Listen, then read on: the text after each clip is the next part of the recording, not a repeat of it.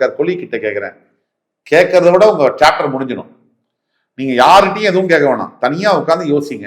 நான் என்ன பண்ணா என் ஒய்ஃபு கிட்ட இந்த பிரச்சனை சால்வ் ஆகும், அதை பத்தி யோசிங்க. நீங்களும் அதே மாதிரி தான் ஹஸ்பண்ட் கிட்ட நான் என்ன சொன்னா எதை எப்படி ஹேண்டில் பண்ணா அந்த பிரச்சனை சால்வ் ஆகும். மற்றவங்க வந்து சொல்றதோட நீங்களே பேசி முடிக்கிறதுன்றது நல்லது. அடுத்தது என்ன அப்படின்னு பார்த்தோம்னா, சனியினுடைய 10ஆம் பார்வை வந்து உங்களுடைய களத்திரஸ்தானத்து மேல, அதாவது 7ஆம் வீட்டு மேல விழுறதுனால பார்ட்னர்ஷிப் ஃபர்ம்ஸ் எல்லாம் நடத்தக்கூடிய மிதுனராசி நண்பர்கள் பயங்கர கவனமா இருக்கணும். பார்ட்னர்ஸ் கிட்ட யாரையும் அதிகமா நம்புறதோ அதிகமா சந்தேகப்படுறதோ ரெண்டுமே பிரச்சனையை உருவாக்கும். இப்ப என்ன செய்யலாம்? மிதுனராசியை பொறுத்த வரைக்கும் என்ன செய்யலாம், செஞ்சே ஆகணும். என்ன செய்யலாம் அப்படின்னா, எந்த ஒரு பெரிய முடிவுகளையும் உடனே எடுக்கக்கூடாது. 2 தடவை யோசிச்சு எடுக்கணும். முதல்ல 2, தெய்வ பக்தி அப்படிங்கிறது ஒரு நாள் செய்யக்கூடிய விஷயம் இல்லை. அது கன்சிஸ்டன்டா ஒரு பிராக்டிஸ். அது பிராக்டிஸ்ல தான் வரும்.